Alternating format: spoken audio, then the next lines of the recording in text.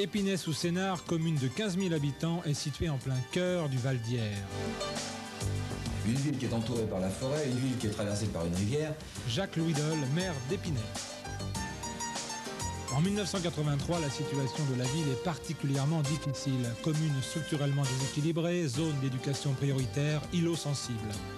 En 6 ans, Jacques Louis Dole et son équipe vont s'employer à redonner à la ville d'Épinay la place qu'elle mérite. Réfection intérieure et extérieure et restructuration des logements village Chopin. Rénovation du quartier Gerbeau, rebaptisé quartier des cinéastes.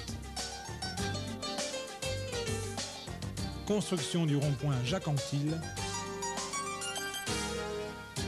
Aménagement des rives de l'Yerre et ouverture d'un terrain d'aventure. Aménagement de la pointe Talma. Rénovation de la mairie. Réaménagement de l'ancien parc des Saussets, devenu le parc de l'Europe. Nouveau lieu de promenade des Spinoliens.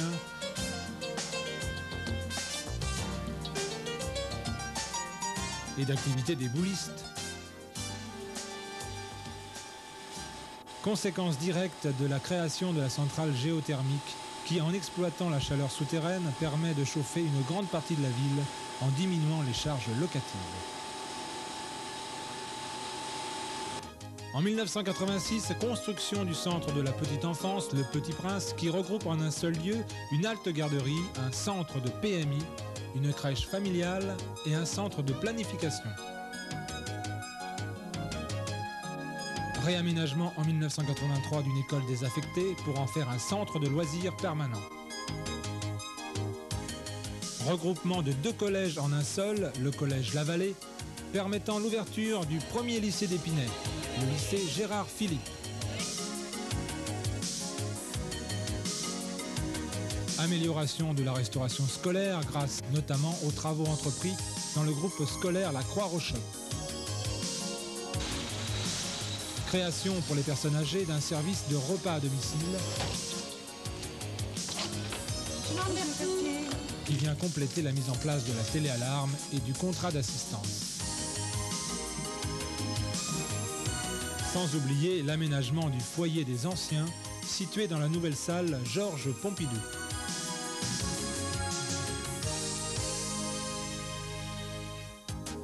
En mars 1985, création de la police municipale, dont la présence préventive et dissuasive et la vocation de servir ont vite emporté l'adhésion des Spinoliens.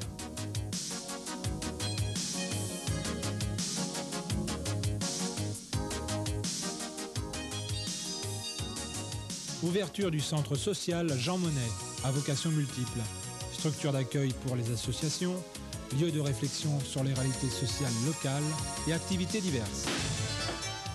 Ce centre vient prolonger l'action mise en place à la parenthèse, siège social de l'ACP et de l'ARIES pour l'insertion des jeunes cas sociaux.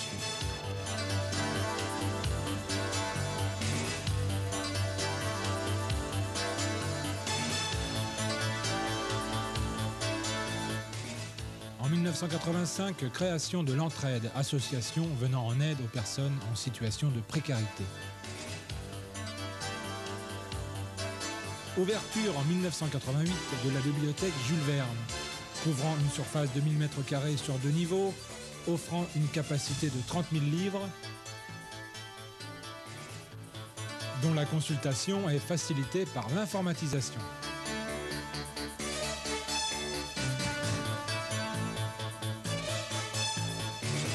Aménagement dans le grand chalet du centre culturel Maurice Héliot. Restructuration complète en 8 salles sur 4 niveaux, permettant la pratique de nombreuses activités.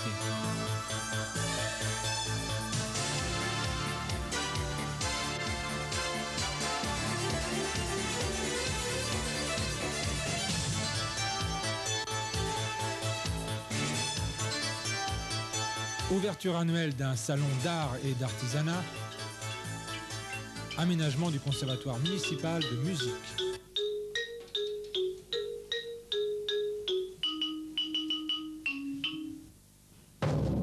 Ensuite, ré troisième.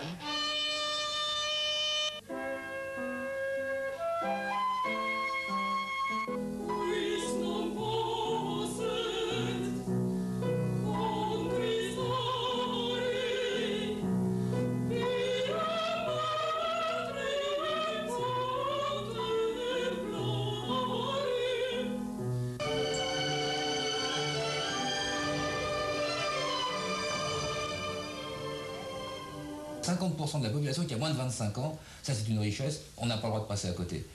Il faut donner tous les moyens à cette jeunesse de s'épanouir.